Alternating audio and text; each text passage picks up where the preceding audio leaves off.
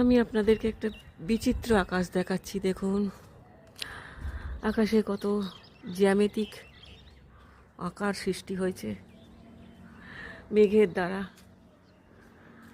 যত দূর চোখ যায় দেখুন পুরো মেঘের দ্বারা স্কয়ার, আয়তকার সব সৃষ্টি হয়েছে। এখনো সূর্যদেব রয়েছেন। এই যে দেখুন কিভাবে ন্যাচারালি সৃষ্টি হয়েছে এগুলো। কি অদ্ভুত জিনিস। আকাশটাকে ওই জন্য ফ্রেম বন্দি করলাম। দেখুন ওই দূরে দূরে যেটা দেখতে পাচ্ছেন ওখানেও কিন্তু একটা, দেখুন ওই যে একটা স্কয়ার টাইপের ইঙ্গিত হচ্ছে। কি অদ্ভুত আকাশ, বেশ মজা লাগছে। দেখুন এখানেও কেটেছে, এটা লীন হয়ে যাচ্ছে ধীরে ধীরে। আমি তো অনেকক্ষণ থেকেই দেখছি, দেখে দেখে দেখে দেখে লাস্টে ভাবলাম একটা ফ্রেম বন্দি করেই রাখি এদেরকে।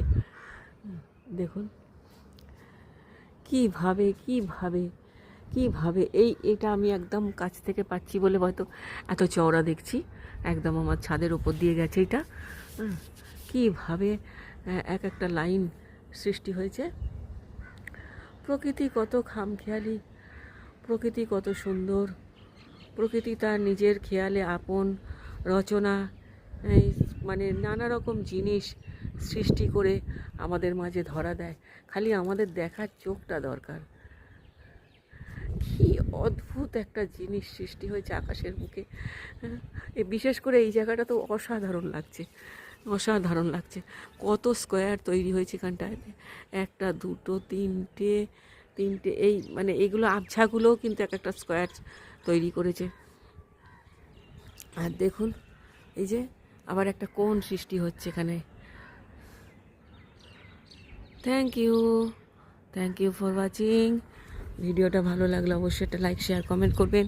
দেখে ওই ছাদটা একটু যাই, গিয়ে ওখান থেকে একটু অন্য দিকটা, মানে সূর্যদেব যেদিকে আছে পশ্চিম দিকটা একটু ধরার চেষ্টা করি।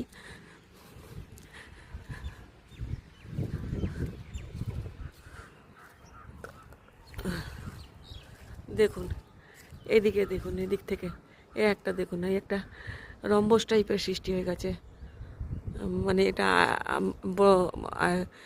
নয়, বর্গক্ষেত্র তৈরি হয়নি, কিন্তু একটু বাঁকা টাইপের হয়েছে। দেখুন